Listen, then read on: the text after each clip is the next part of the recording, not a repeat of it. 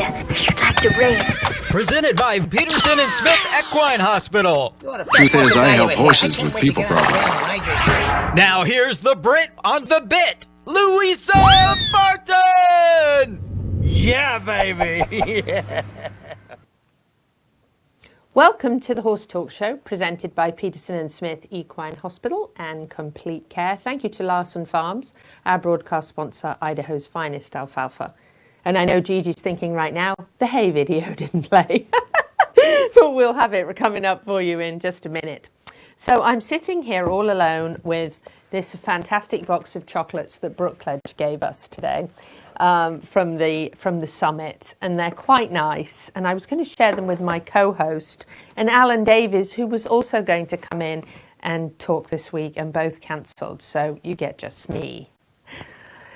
But I'm going to start out with some news and also share with you some great interviews actually from today, and also from Jaqui de Meric, who her and Nick, of course, won 2 of the Breeders' Cup Championship races. And she's going to chat a little bit about how they really set up the foundation of those horses so that they are the best that they can possibly be, so that they can make it to the best in the world. But let's start off with some mentions. Don't want to forget about Who Done It. Who Done It? You ask, what do you mean, who done it? Stirrups and Strides are going to have their Wild West Murder Mystery. It's their fundraiser for this year, from 5 to 9 p.m. on December 4th. That's a Saturday. It'll be a lot of fun. It'll be at the farm. They'll be under the covered arena. You can reserve a table. You can sponsor. And you can come along and really enjoy really what will be a fun event. And their farm's a great place to visit. Of course, the Stirrups Strides program is wonderful. We had an interview with Gail McDaniel last week, one of the directors there at the program. And of course, they work very, very closely with disabled adults and children, as well as veterans, with horses and mentorship. And it's really an incredible therapeutic riding program. So if you can support them and enjoy a nice evening out there at the farm, please do. It's $75 per person, or you can buy a whole table and impress some people with a fun night out at a farm. Christmas at Kimberdan is coming up December the 8th at 2 p.m. You can come out to Kimberdan. This is part of the Equine initiative that belongs with the Chamber and Economic Partnership, which is presented by Piranha Inc. You can see the address there on the screen. If you're joining us only on the radio, it is 5400 Northwest 110th Avenue, Ocala, 34482. And you can send an email to Louisa at ocalacep.com if you would like to come out. We're going to have an Equine 101 on Kimberdan and what they do at Kimberdan with their teams that they support there, which is wonderful. A lot of the hunter-jumper activities that go on. Plus, it's also home to Kimmy Carp's country carriage tours, and we are going to actually have a mini version of her farm tour in one of the hitches or carriages, and I think you'll really enjoy that. You'll learn all about the farm, and you can meet the fantastic Prince himself, tiny Prince Charming. He's not very tiny, he's a Percheron. Again, that is December 8th at 2 p.m. That is a Wednesday, and that is our Christmas at Kimberdan.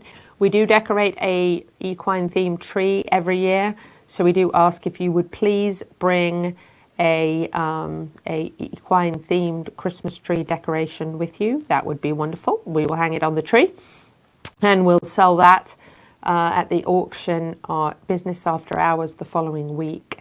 And usually our equine theme tree is the top seller. So I think it'll be a really fun event, and we'll do some Christmas celebration together and learn all about Kimberdan. So please join us for that. In some other news, Mars Equestrian has joined the New World Equestrian Centre in Ocala as a founding partner. The sponsorship will give Mars naming rights to marquee events at the new multidiscipline and equestrian sports venue, including show jumping, dressage and Western disciplines. And the centre will feature products from the Mars family of brands. We all like Mars, right? Interesting point there. By the way, a Mars bar looks totally different in England. It's in a black wrapper with red writing. There will also be brand installations and experiential pop-up activations. WEC CEO Robert Roberts said that the centre was honoured to partner with Mars Equestrian, which is described as an iconic brand. Mr. Roberts said, "We appreciate their support and are uniquely positioned to leverage the Mars Incorporated family of brands to enhance the experience of all exhibitors, spectators and guests." The comprehensive partnership agreement covers multiple touchpoints, including confectionery, pet care and horse care, with official partner status along several brand lines, including the Buckeye Equine Nutrition brand. So that's big news in the horse world that was released today. And of course, we're always happy to have Mars partnering up with WEC, which of course is world-class equestrian centre, probably the finest one in the world. One of the reasons we had a little bit of a late start in the show today is we were actually at the summit today, which was something we've mentioned twice in every show since I can't even remember when, probably several months. Conversations about conservation. I finally got that down. I pulled a Gigi today, by the way. Gigi was proud of me. I grabbed a hold of the camera, marched up front, looked at Hall of Famer Mark Casse and the Mrs. Weber and said, "Can we get an interview, please?" And Mark looked at me a little surprised. I'm not usually quite so forward. Gigi has to do that. And said, "Of course."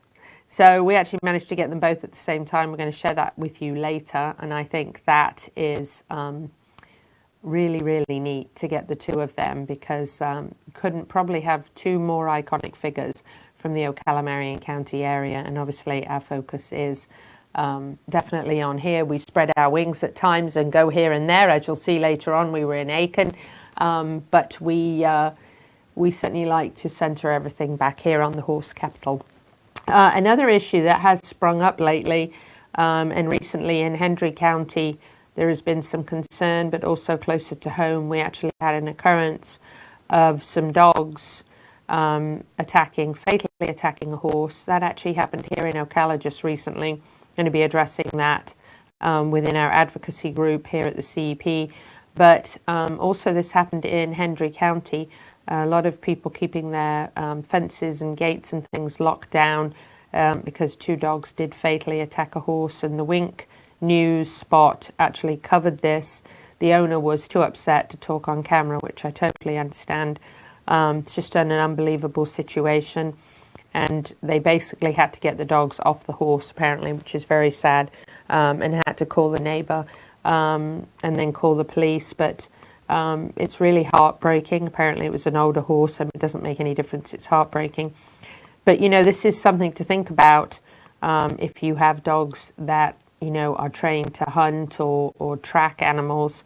You know, how are you keeping those dogs in a, you know, in an environment where they can't get out and hurt other people's animals? So it is a very worrisome situation.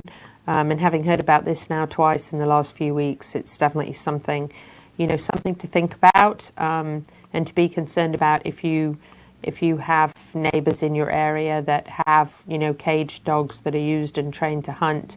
It's certainly something to be aware of and something that has come to my attention. But prayers and thoughts definitely going out to those folks in Hendry County, as I'm sure that's a heartbreaking situation. And I mean, I think of that as I'm now the owner of a miniature horse and I have a mini donkey.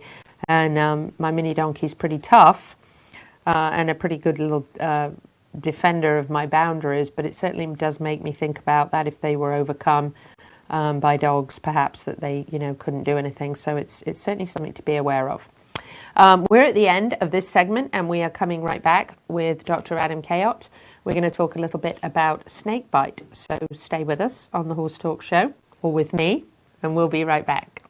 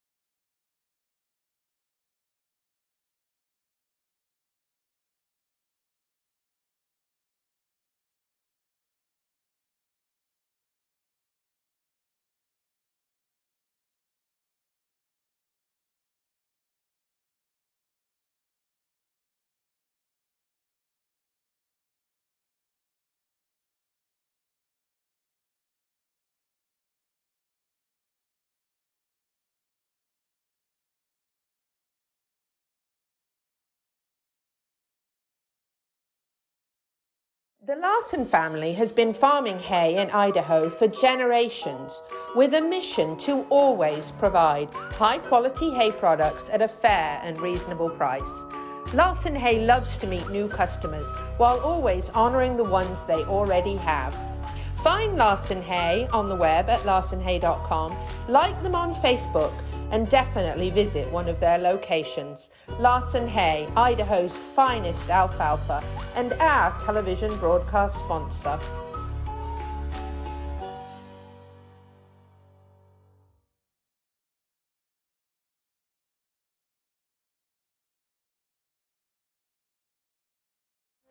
This show is brought to you in part by DAC Vitamins and Minerals of Florida. All horses need a solid immune system, excellent joint support, a healthy gut, and DAC has all the vitamins and minerals they need with the NASC stamp of approval. So like them on Facebook now, or go to feeddac.com. DAC, it makes a world of difference. With over 70 years of collective experience in the horse industry, Lip Chip was built with integrity by horsemen for horsemen. Introducing the Chip Link system, powered by Lip Chip, where a 15-digit unique ID becomes a key to unlock not only identity, but also health paperwork, owner information, and even photos of each horse. So simple, even a child can do it. The future is here. The future is Lip Chip.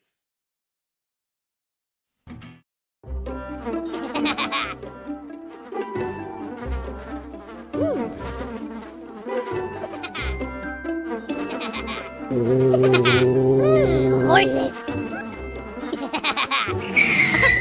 Piranha! Oh no! Oh, the humanity!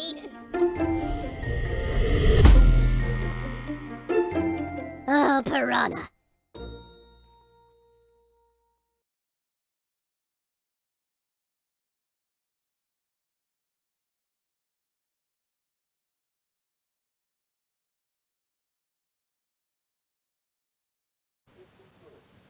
Back on the second segment of the Horse Talk Show, presented by Peterson and Smith Equine Hospital and Complete Care. Thank you to Larson Farms, our broadcast sponsor, Idaho's finest alfalfa. We are running a little behind tonight. Apologies for anyone who tuned in earlier looking for us at 6. We actually were at the Summit for Horse Farms Forever today. We think it's very, very important preserving our farmland preservation area. Or veterinarian and need us. And we are actually just in the process now of reaching Dr. Adam Cayot from Peterson and Smith to talk a little bit about snakebite. Hopefully we haven't missed him this evening. We're going to talk a little bit about some of the venomous snakes here in the United States and kind of some of the reactions and some of the tips that we have for people out trail riding and the do's and don'ts. Some of the... hello. Dr. Adam Cayot is with us. Sorry, Dr. Cayot, we're running a little behind tonight. Thank you for still being available. No problem. I understand. I run behind every once in a while, too. I know. Story of a doctor's life, isn't it? Right. Yes. Especially today. So we're going to talk a little bit about snakebite. And in the US, there's quite a variety of different sorts of snakes to be concerned about. And for those people who've ever come out and seen their horse with a swollen muzzle, that may be the first thing that jumps to mind. And certainly it can happen out on a trail ride in the woods. Can you talk to us, Dr. Cayot, about the do's and don'ts, first of all? And I know there's some old-fashioned ideas that we've seen on movies and television that aren't advisable. So maybe we can start with the don'ts. Well, don't try to panic. Don't panic. That's always a good thing. Don't panic. As far as most of them are not lethal. Most of them. Most of the time, they do happen on the face because the horse's face is on the ground, nosing around, eating grass or eating whatever, and they come across the friendly, slithering animal, and they get bit. Obviously, it's good to, if you see it happen, you have access to anti-inflammatories. either bute, banamine, both. If you have steroids on hand, that's always great to, get that on as soon as you can. Call your veterinarian. The idea, some horses,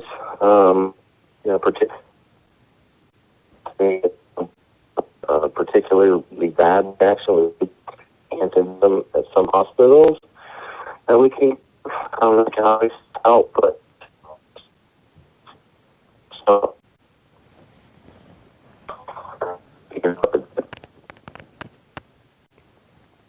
I think we may be losing you, Dr. Cayot. I may be in an area by now where your signal may be cutting out, possibly.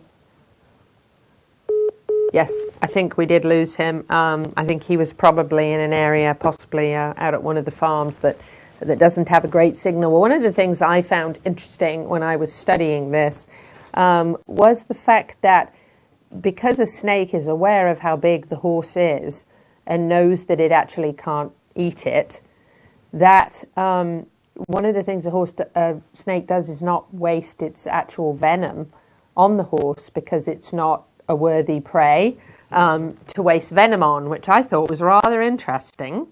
I was actually quite fascinated by that. Are you with us, Dr. Cayot? Technology. I know, don't you love it? It's great when it works. Listen, I was comforted today that I was at this Horse Farms Forever Summit, huge organization, and that they were having technical difficulties. And I was not happy to see that for them, but I was comforted by the fact that even the biggest organizations, can have these issues because technology is so trying at times, Absolutely. It's so frustrating. Like, it gets so frustrating, because you're used to it working all the time, and then when it doesn't, you just I know. You just want to pull your hair out. So anyway, I don't know where I fell off there, but... Well, one of the things I read that was very interesting was that snakes know that horses are too big for them to eat. So they actually don't waste as much venom on a snake as they would on something they can eat. So that's the good news, which is apparently why most snake bites in horses are not fatal, because the snake's like, well, I can't eat him, so I'm not going to waste it. I'm just going to make him go away. Just make him run away. Exactly. So I thought that was kind of interesting. So I was talking about that when I lost you. Yeah, well, that's that is good, and that's why, if you have anti-inflammatories available, in your first aid kit, those are always things that you could get immediately on board in the meantime, while your veterinarian is getting out to observe the situation. Right. I mean, snake bites can be pretty, I've had a couple bad experiences over the year that are kind of interesting with snake bites.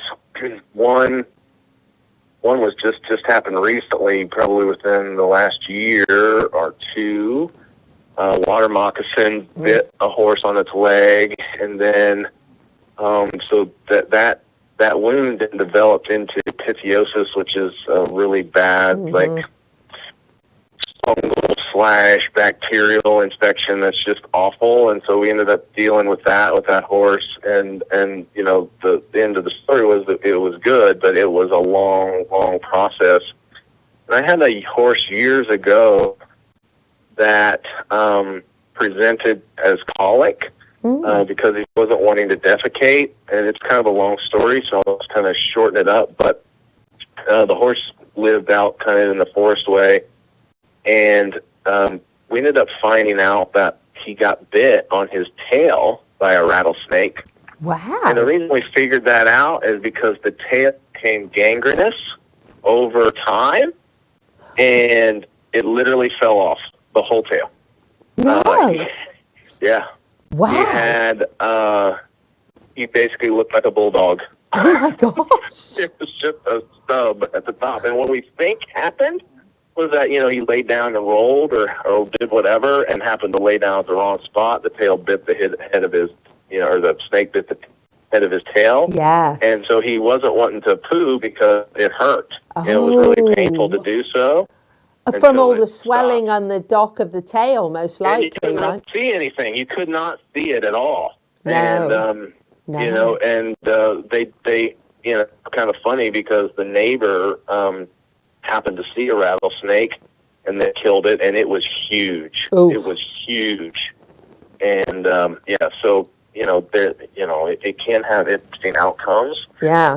Both those horses lived, thankfully, and that's generally the case. But you got to worry about swelling around the face and around the nose because horses can't breathe through their mouth, right? Right. So right. You get that swelling stuff, and it is possible that you might need to do an emergency where you cut open a hole there in their neck so they can breathe through the trachea like that. And, now, what are your thoughts on for like avid trail riders or people who perhaps live out in the forest? What do you think about keeping some lubricated hose around to put up the nose and keep it open? Yeah, that's always a possibility. Sure, absolutely. Not a bad idea till the vet gets there, right? Mm-hmm. Yes. Yep, absolutely. Yeah. I can't believe we're at 1 minute already. How did that happen? Yeah. Story time. I know, right? While for it to get that big, to where they're having the issues with the breathing, but certainly if you're out on a trail ride somewhere in the middle of who knows where, and if you have something like that, that would be wise probably to keep that. To have in your saddlebag. Yes, not a bad idea. Dr. Cayot, thank you so much for joining us. Great tips and advice. We look forward to having you back on the show, and happy Thanksgiving weekend to you.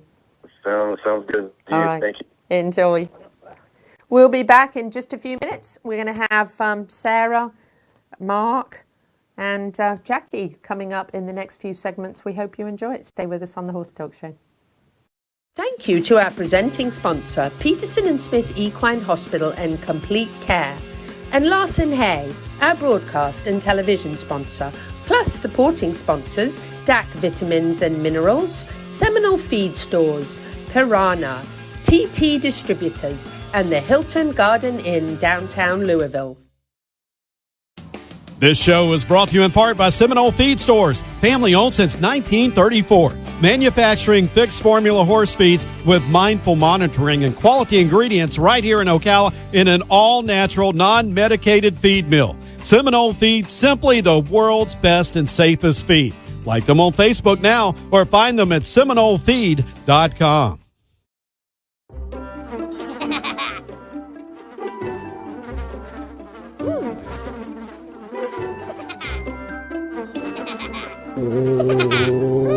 Horses. Piranha! Oh no! Oh, the humanity!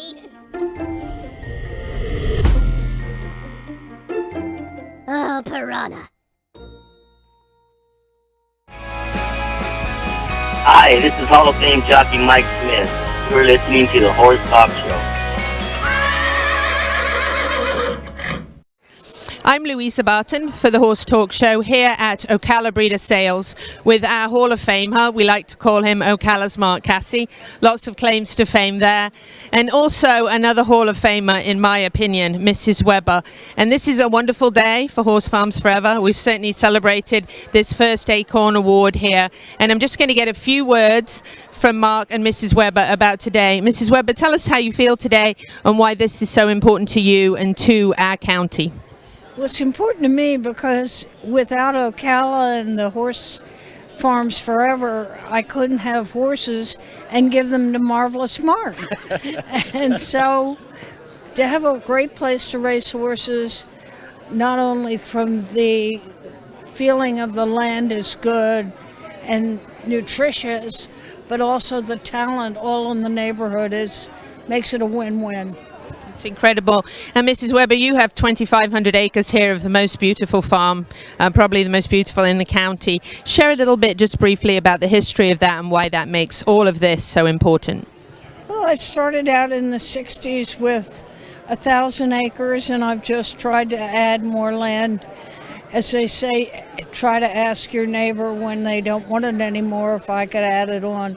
So I have. It's been productive. I have a lovely site of land, and the horses and the cows like it, and I think the neighbors like it. What I'm worried about is the free land around me being so gobbled up and the traffic that it will occur. Absolutely. Mark, with your career and wonderful connection with Mrs. Weber through so many horses, just to mention world approval alone, wonderful success that you've had in your life at the track in Canada and here. We love claiming you as Ocala's Mark Casse. Talk about why the farmland is so important and the huge importance of the thoroughbred industry here. And, you know, I try to give all the accolades I can to the wonderful connections here all the time. There are so many. You're one of those, of course, and we love you. Well, and so is she. So, yeah, you know, it's Ocala's home. It's been forever. She is Miss Ocala. We've both been here over 50 years, and I mean, what could you ask for a better industry to have? You know, the beautiful horses, the beautiful horse farms. It's a great place to train horses. It's a great place to raise horses. So families, true. And we don't want to lose that. And thanks to, you know, people like Charlotte, that's not going to happen. Absolutely. Our culture, everything that we are and everything that makes everybody around the world want to be here in Ocala is all about the business that we're in, and we love the horses and the farms. Any last word, Mrs. Weber? We want to say congratulations to you, this phenomenal award. You certainly deserve it.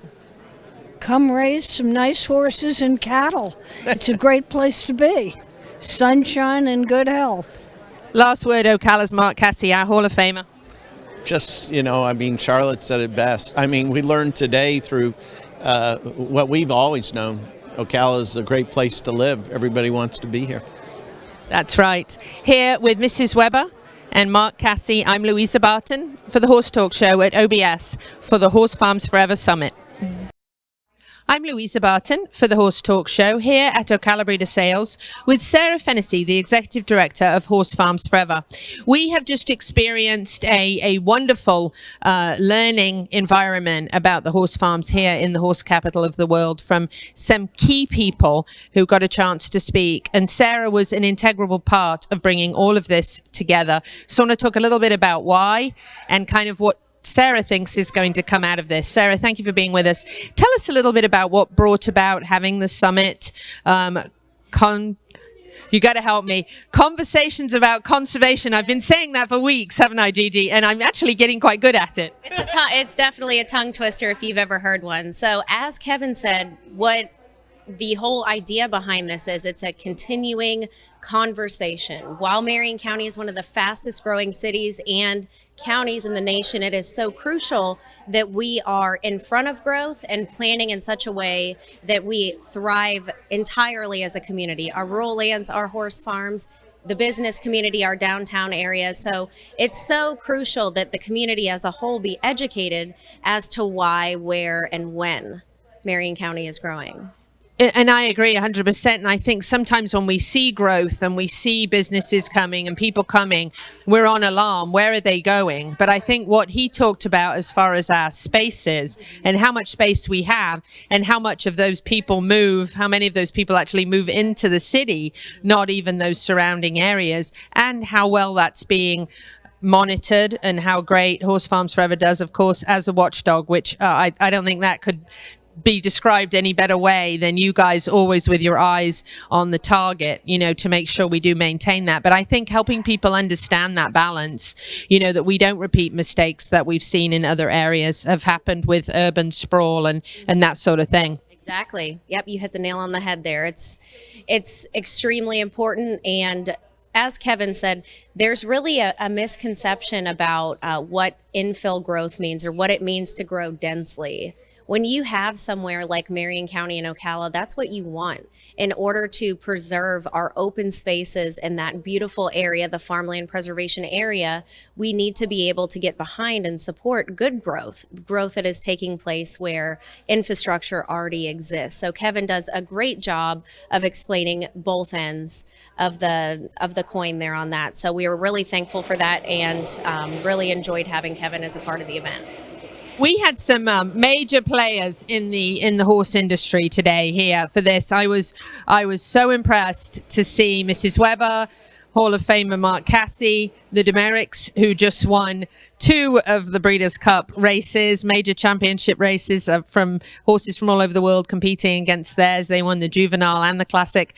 Real claims to fame here. Niall Brennan. I mean, I saw some great, wonderful people here. What did you think of the turnout? And were you happy to see so many well-known names here? Oh, we were amazed at the turnout. We had over 430 people purchase tickets to be here today, and that doesn't include all of the people who participated online as well. We had some of the biggest developers, some of the biggest business owners, and like you said, some of the largest farm owners and some of the largest names in the equine industry here today. It was a wonderful collaborative collection of people, and that was what I touched on in my remarks. It's only through a collaborative focus and gathering such a diverse group of people that we will be able to make a difference in planning for a better future. So we were so pleased and so thankful for the support we received today. And I love the fact that the developers do want to know what matters. And then talk a little bit about the results. It was incredible that we got the quality of life results and that we could share that. Tell me what your thoughts were on that, and were the results what you expected? We, when it comes to a survey like that, you're really taking a risk, you're taking a chance, but we felt really confidently that the community was going to respond just as they did. The number one issue of concern for them was making sure that our farms and agricultural lands remained preserved, because people realize and people recognize that tremendous pressure that is being put on our agricultural lands. The survey itself was all encompassing. It was so great that so many people in the community participated in that and responded the way they did. And Marion County is such a beautiful and wonderful place to live. And the survey really helped validate that's how the residents hope and intend to see Marion County grow in the future. So. Well, thanks to Horse Farms Forever and all of your efforts, and you and Bernie Little and all the other founders and sponsors of this event. I believe that Marion County has a very bright future as the horse capital of the world, and I think has just the right people on the job, making sure that we keep it just as beautiful and pristine as it is. Thank you, Sarah. Thank you, Louisa, and thank you for all that you do and for all that the CEP does, and thank you to everybody who supported our event today. Wonderful. Here with Sara Powell-Fennessy at Jaqui de Sales in the conclusion of the Horse Farms Forever Summit, which was a great success. Equestrians, it's time to take care of yourself as well as you do your horse. So get down to Pulse Center of Ocala. The PEMF wave is safe, and it's a therapy that charges your cells and allows them to function at their fullest capacity, so you heal much faster. Check them out at pulsecenterfl.com now and tell them you heard about it on the Horse Talk Show for a free day. The Larson family has been farming hay in Idaho for generations with a mission to always provide high-quality hay products at a fair and reasonable price. Larson Hay loves to meet new customers while always honoring the ones they already have. Find Larson Hay on the web at larsonhay.com, like them on Facebook, and definitely visit one of their locations. Larson Hay, Idaho's finest alfalfa, and our television broadcast sponsor.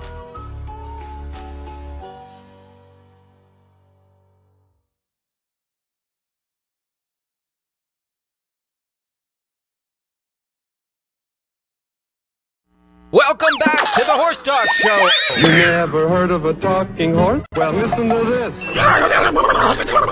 With your host, Louisa Barton. What does it feel like to be in love with a horse?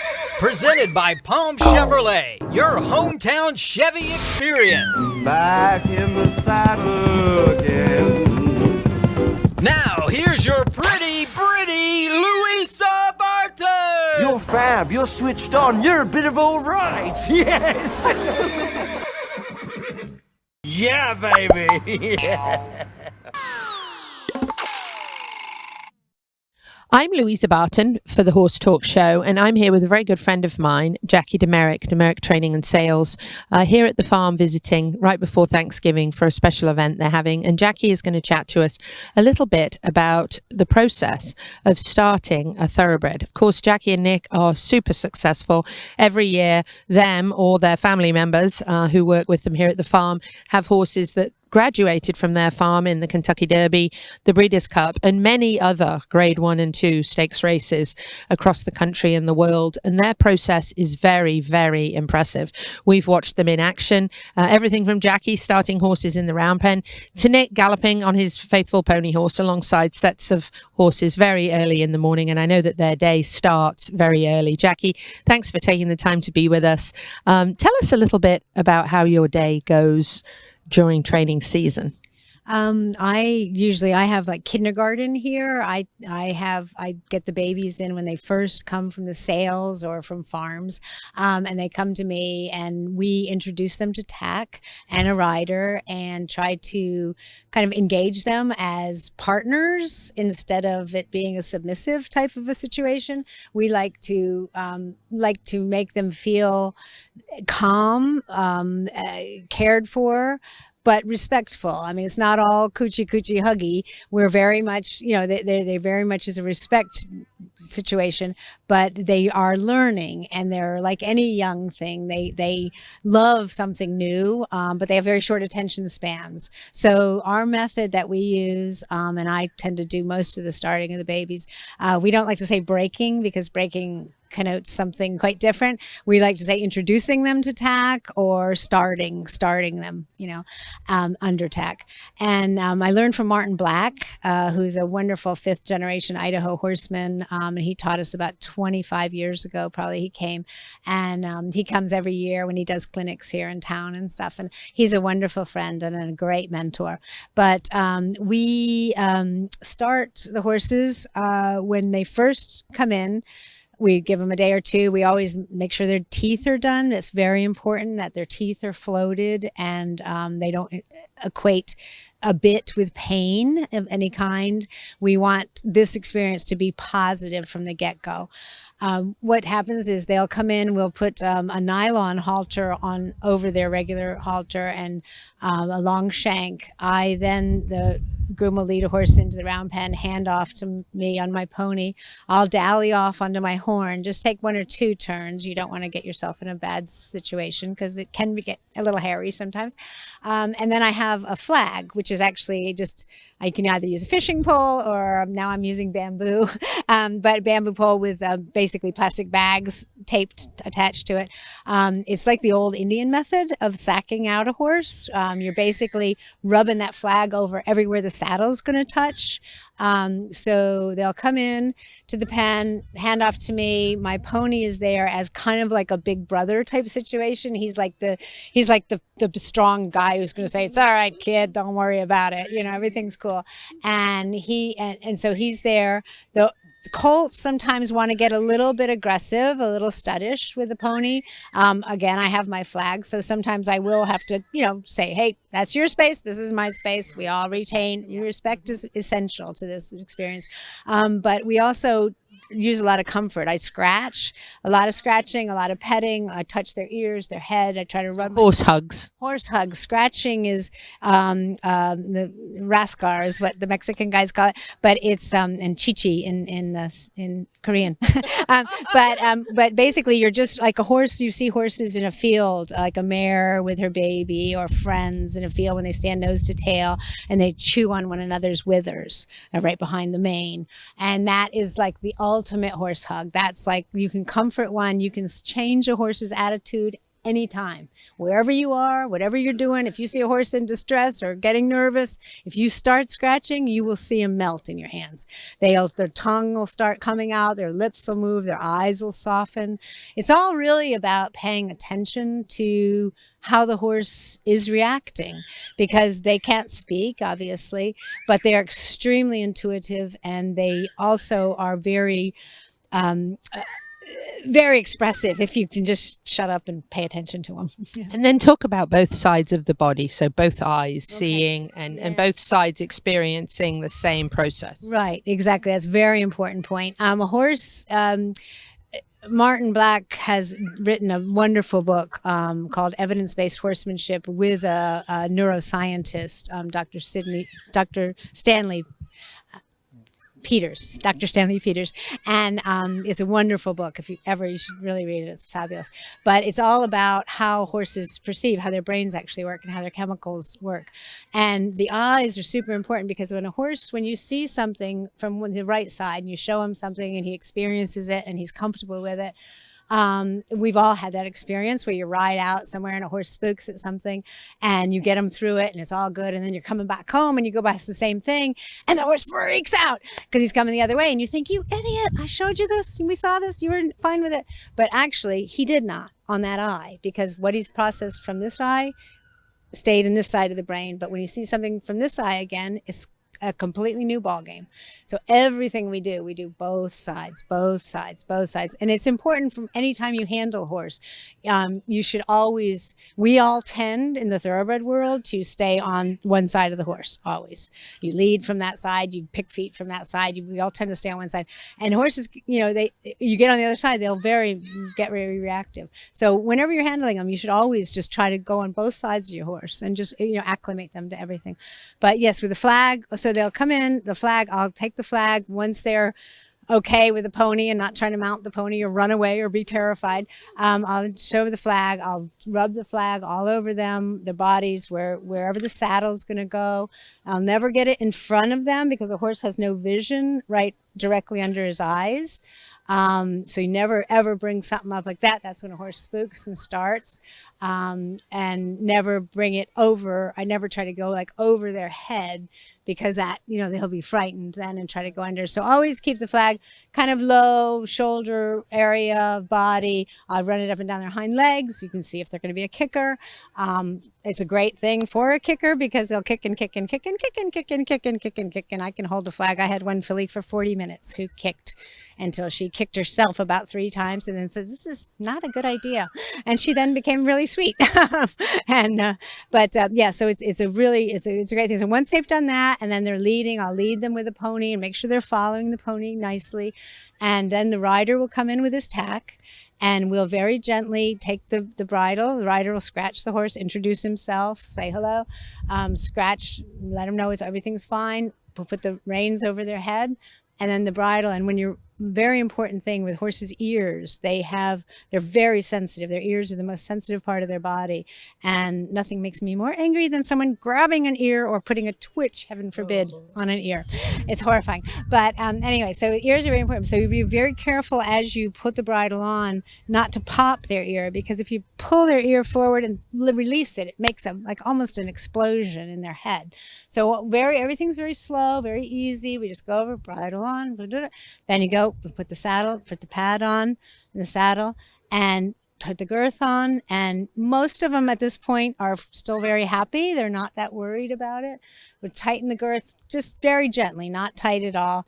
I'm still attached to the horse. And then we will I'll ask him to step forward 10, 12 steps so he feels the tack a little bit. And then the rider will come in and we'll tighten the girth up and then we'll turn him loose. And sometimes they turn themselves inside out bucking. And it's great. I let them do whatever they want to do. They can jump, they can buck, they can kick, they can rear. Some of them throw themselves. Yeah, some of them throw themselves on the ground. Hold that thought for 1 second. We have to break, but I'm coming right back with Jaqui de Meric so we can finish up this process with her and you can learn about the very important way and the best foundation you can put on a thoroughbred racehorse to give it the best chance on the track and beyond. Stay with us. Thank you to our presenting sponsor, Palm Chevrolet, and our broadcast and television sponsor, Larson Hay, and also to our supporting sponsors, Equisafe, Nirvana Medical Spa, Showcase Properties of Central Florida, the Equine Performance and Innovative Center, and Summit Joint Performance.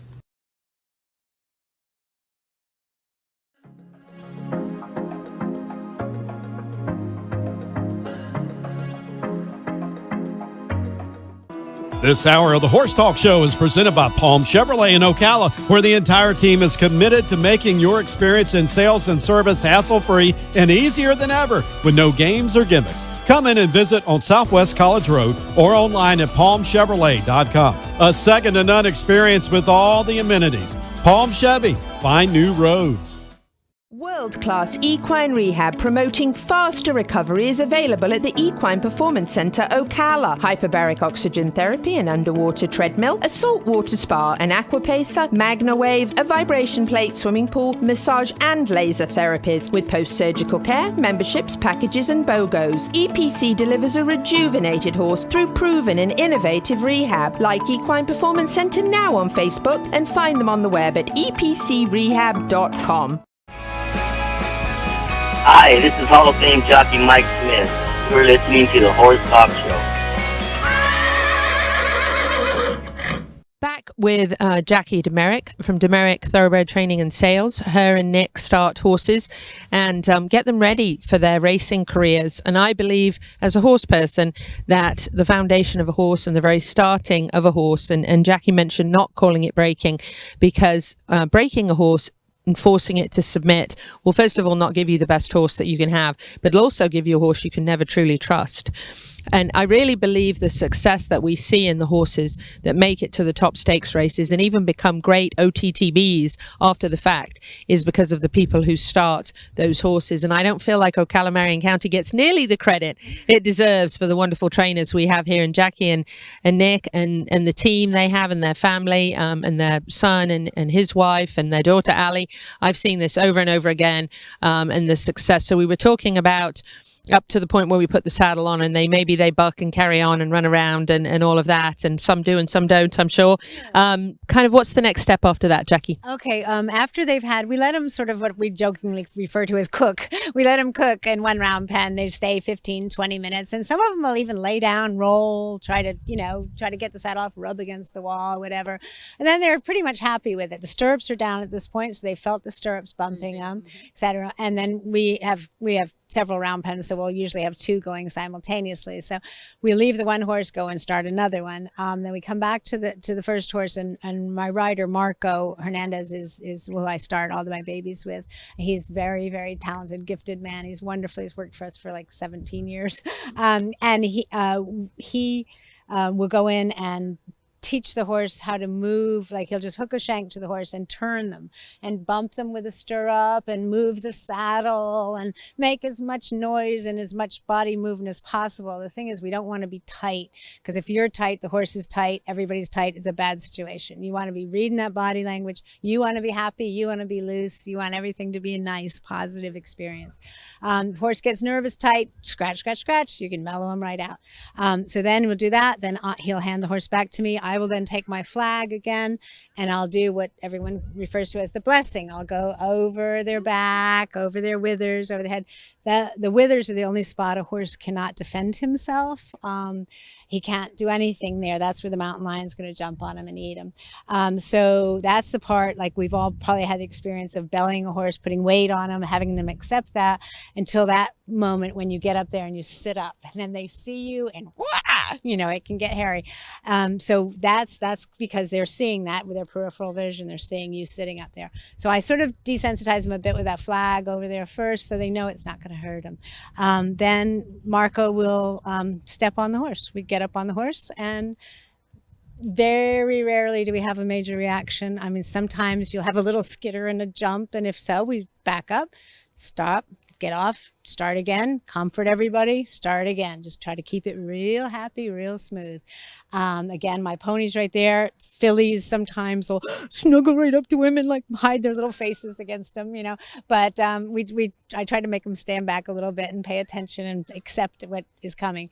And so he'll get on, and then we'll walk. We'll just walk around the pen. We walk maybe just 2 steps first. Stop, comfort, comfort, comfort, scratch, scratch, scratch, scratch. And the babies, you'll see their mouths get softer. They'll start licking their lips. They'll be really happy. It's quite phenomenal, actually, how accepting they are of it. And then all we'll do is we'll take like maybe two turns in one direction, and then we'll go across the round pen, change so the pony is on the inside of the horse. We start off with the pony, and the horse is there, and than the wall. So I can stop him if I need to. If one got really jumpy, I can put my pony in front of him and, we can make sure we keep everyone safe. But then we'll change direction so they have the open eye. And sometimes they'll get excited about that. Sometimes they'll be frightened by that because, again, they're seeing it from a different eye. So we change direction, we go to that, we make another turn around the round pen. That way we ask for a stop, we'll ask for a little back, using the yoke, we never get in their mouths, try to back off. And then we just take them into the middle, lots of scratching. Marco will shift his weight, move his legs, let him feel everything, and then get off. And that's day one. We're done. And that's a good experience for them. A positive, good experience. And that's how we want it to be, because my whole theory about this is if you are a willing partner, then they will, if you're not forced to do your job, you're going to do a much better job than if someone is whipping you into a submission or frightening you into submission. This way, the horses are really happy to do it. And our horses, even like when they're breezing and getting ready to go to the racetrack, probably 80% of them still nicker when they see the rider come in with attack. They're like, oh, yay, good, fun day. This is wonderful. So, yeah, it's all positive, and we like it to be that way. And we love our horses. We love what we do. We're blessed in our lives, and, the horses are an integral part of it. So now, talk a little bit about something I've mentioned already, which is how important the foundation is of a horse and the start, and how that needs to be positive for them for the future, for them even beyond the racetrack, how much your influence you think plays. And seeing you and Nick again and again having success every year, seeing your grads in like the best races makes me go, wow, that start has to be right. So talk a little bit about how you think that affects them, the racetrack and beyond. Well, I feel like our horses have a positive, everything that we try to do with them is positive. We don't try to ever hurt them. We never try to train a horse in any way. If they're in any way sore, if there's something uncomfortable, you make sure your bit fits, you make sure the tack fits, you make sure everything's happy. So they're positive, they're happy, they're willing partners. They're not being forced. And I think that goes on when they go to the racetrack, because they'll want to do a job. They'll give you 110% because they're enjoying it. They like it. And onward, like you say, the OTTBs. I mean, we have people kind of standing in line to get OTTBs from us because they're soft and they're willing and they're trusting. And I think that's the whole thing. They trust us. They trust people, and they equate tack, riding, exercise with a positive, happy experience. Yeah. Talk about how you love the horses and how you get attached to them. I'm sure you must, and you have to have ones that you get more attached to than others, right? Yes, we do adore them. We really do.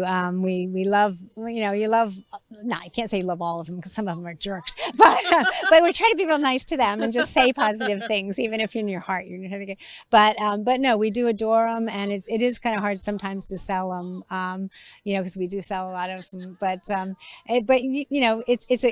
The horse business, thoroughbred business, racehorse business, there's a funny perception out there, sometimes that we're abusing these horses or hurting them in some way. And 99% of people who work with horses on a day-to-day basis care and love them. It's too much work. It's too hard a job.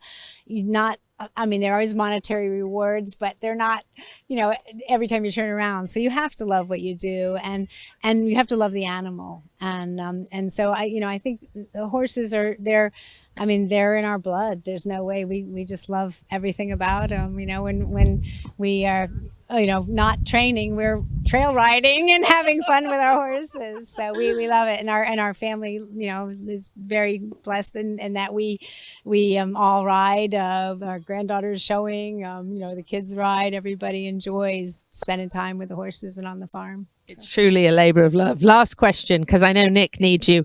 Tell us about Nick's Go. Nick's Go, that was from the KRA. He was purchased by them as a yearling.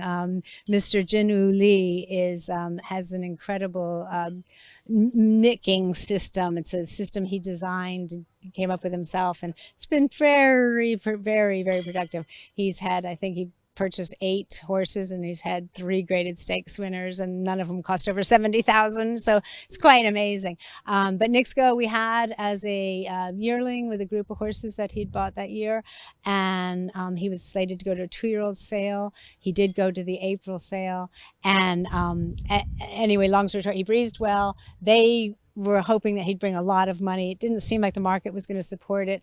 And they asked Nick, what do you think of this group? Which horses should we retain? And Nick told him, he said, this horse, he said, he's very, very talented. He's a tough-minded horse in that things have to be positive for him and happy, but he when things are going his way, he obviously is quite incredible, and we won the Breeders' Cup Classic. So wow, amazing. Jaqui, thank you so much for taking the time to share some of this with us, this training process. We're so impressed by you and Nick, and love you so much like family, and are so proud of you, and can't think of better people to win the Classic who deserve it more. Thank you so much. Well, it was an amazing weekend for sure, and thank you, Louisa, for always being supportive and for getting it out there, the message out there about the Marion County and the horse business, and the fact that thoroughbred people really love horses. We love horses. Yeah. I'm Louisa Barton for the Horse Talk Show, here with Jaqui and Nick de Meric at their farm. Relay, and our broadcast and television sponsor, Larson Hay, and also to our supporting sponsors, Equisafe, Nirvana Medical Spa, Showcase Properties of Central Florida, the Equine Performance and Innovative Center, and Summit Joint Performance. World-class equine rehab promoting faster recovery is available at the Equine Performance Center Ocala. Hyperbaric oxygen therapy, an underwater treadmill, a saltwater spa, an aquapacer, MagnaWave, a vibration plate, swimming pool, massage and laser therapies. With post-surgical care, memberships, packages and BOGOs, EPC delivers a rejuvenated horse through proven and innovative rehab. Like Equine Performance Center now on Facebook, and find them on the web at epcrehab.com. This show was brought to you in part by TT Distributors, dedicated to bringing their customers the largest selection of quality horse supplements, products, and farrier supplies in Florida at affordable prices. Also online at ttdistributors.com. Hi, this is Hall of Fame jockey Mike Smith. You're listening to the Horse Talk Show.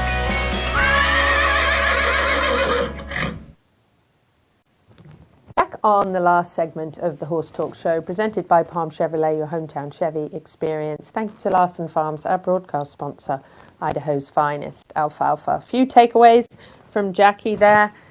Power duo. Gigi mentioned in the break, her and her husband Nick, certainly a power duo. One of them's in the round pen with the babies, and one of them's out on the pony horse on the track, and neither of them are 20 anymore, by the way. They're actually grandparents. So pretty amazing stuff, in my opinion. And then they're winning like 2 of the major races at the Breeders' Cup World Championships. So, and hey, we claim them. They may not originally be from Ocala, but we claim them as the Jaqui de Merics because they're amazing. Gigi also mentioned she loved Jackie's hands-on, like touching the horse all the time with her own hands. Lovely, getting that contact and familiarity. And a third segment that we need to do on Nick at the track. So Nick, we're going to be in touch because we like to come out and get your protocol for starting them at the track and maybe even first time through the gate. And then we can add that to Jackie's. And Gigi's laughing. I don't know what Gigi's laughing at. Must be good. Gigi, what are you laughing at? Jackie's response. Oh! So anyway, there's some ideas. So let's add Nick at the track and the gate to those 2, and then we'll have the whole process of our power duo. And we do love them, by the way. And I'm not just saying that because they're listening. We do really love them. Let's take you to Aiken. We actually went to Aiken, South Carolina, where we think they maybe fancied themselves as a horse capital, but they don't anymore. I think we fixed that. No, I'm just kidding. We had a wonderful time in Aiken. On the trip up, we got to see some cotton, which was really cool. And I really enjoyed that little stop there, and traveled with Alan Davies and Steve Mayer from Next Level Farm up there, which was wonderful. What good sports they are. And when I said, can we stop in Poola? Because I want to see my family. And there's a British shop there called Pie Society, which, by the way, has the best pork pies and sausage rolls since I was in England. got to see my nephew Jack and his wife Kayla, which was wonderful. And these guys were such a good sport. They were like, sure, let's stop. And there's Jack and Kayla. And look at those tables. If anyone wants to get me anything for Christmas, I want a table like that. Even though I became an American citizen this year, I still love those British tabletops. What can I say? But anyway, I spent way too much money there, but I got to see my family. And I even got some chocolate advent calendars with English chocolate in them. And it was just a wonderful stop. So thank you so much to Alan and Steve for being good enough to meet my family and stop in Pooler, Georgia, just outside Savannah for that wonderful trip. Then we went on to Aiken, and I'm just going to share with you that the hotel we stayed at, the Rose Hill in Aiken, you shouldn't stay anywhere else. What a absolutely quality place, home away from home. I could not believe how neat this room was and just how 1898 it really was. Sorry, this is my horrible filming upon arrival, but I just fell in love with Rose Hill and the gardens and the wonderful stories that Liz Hobbs, who's the owner there, shared with us were just amazing. So I'm going to swap it over to Liz in a minute and share that with you when she talks a little bit about this amazing property and all the history behind it, and the Phelps family, who I'm quite sure must be related to Mary Phelps, who owned it. Mary, can you claim some attachment there to that family? I'm sure you can if you trace it back. But let's take it up to Liz and her little interview in the chapel, and then also in the bar there, where she shares a little bit more with us. I'm here with Liz Hobbs, and we're in Aiken at beautiful Rose Hill. And this is the chapel. And Liz just told us a few really neat things that she does for brides and grooms. Liz, share those with us about some of the botanicals and things. Thank you, Louisa. So we have a beautiful ginkgo tree out in the gazebo area where we have lots of weddings. And so the ginkgo tree is known to bring love and prosperity. So I give brides a leaf from the tree to put in their dress on their wedding day. And then we have a gorgeous buckeye tree that the original family planted in the 1900s, and the buckeye is also said to bring good luck and prosperity, so I give the groom one to put in his pocket. So we call those conkers in England, and I have one in my pocket right now, but I feel like after being here at Rose Hill, I have a lot of good luck and a new friend. I love this chapel. Tell us a little bit about this chapel. How old is it? And you have Whiskey Church on Sunday? Yes, so there's Whiskey Church here on Sunday. There's a wonderful group of local individuals that change the topic each week, and they do a colonial week, and then they do various topics, and it's so much fun. And then they go down to the stables and have brunch. So everybody's always welcome to Whiskey Church. And then, so the church actually used to be the whelping shed for the first Westies, the Westland Terrier dog that was brought to America by Claudia Lee Phelps, the daughter of the founding family. So it's got great history, and now it's a chapel where we've had lots of weddings and lots of fun parties too. We do cocktail parties in here, so we do about anything. It's my kind of church. I wish I was still going to be here on Sunday. I know. You'll have to come back. Thank you, Liz. I'm definitely coming back. Thanks, Louisa. Tell me when you press play. And we're on. I'm Louisa Barton with the Horse Talk Show and the Equine Television Network, and I am here in Aiken, South Carolina, where I have fallen in love with Aiken, South Carolina, here at the Rose Hill Hotel with Liz Hobbs. Liz, we're in what was stables? The former horse stables to the Winter Colony Estate that Rose Hill is. Yes, that's where we are. It's called the Stables Restaurant now. It's lovely. Tell us a little bit about the history of the stables and how long it was converted into this incredible property. Sure. So Rose Hill was built in 1898 by Colonel Sheffield Phelps and his wife Claudia Lee. And the stables was built then as well as their obvious horse stables for their Winter Colony Estate. And it was converted in the mid-2000s by the third owners of Rose Hill to be a restaurant. And we purchased last year and reopened under the new format with our executive chef, Jeff Hairston. And now you're sitting in the Stables Restaurant, which used to be the former horse stables. It's amazing. And there's a little bar behind us here, and then there's a speakeasy area. We have dining room space, indoor and outdoor. We have a bar with lots of outdoor space with live music and games, and we actually have an oyster roast coming up. Lots of fun things. And then we have a speakeasy where you walk through a wardrobe and you end up in another building. Oh, that's like Narnia. That's my cup of tea. It is. 100%. And how many rooms in the hotel? So we have 6 rooms in the main house, which are the historic 1898 Dutch Colonial, and we have 1 cottage on the property as well, with some more rooms coming in the next year. Absolutely. Liz Hobbs here at the beautiful Rose Hill, my home away from home now in Aiken, South Carolina. Nowhere else I would stay. Rose Hill was amazing, and I have to say thank you, Liz Hobbs. When in Aiken, that's definitely the place to go. I want to thank Alan Davies, also from Equine Therapy International, who will actually be on the show with us next week. He was the sponsor of the event for the CEP, and it was absolutely phenomenal. We got such a great opportunity to go and meet Maxine, and just to have a great experience. It was wonderful. I want to thank Shelley Page. Dear friend of mine, adore her and her husband Travis.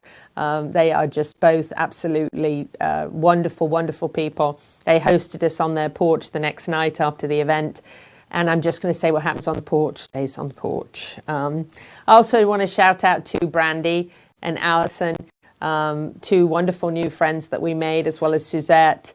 We met such wonderful people, and Blair also, and Chris. We met some wonderful people when we were up there. As you can see, fantastic, great group of folks that we met.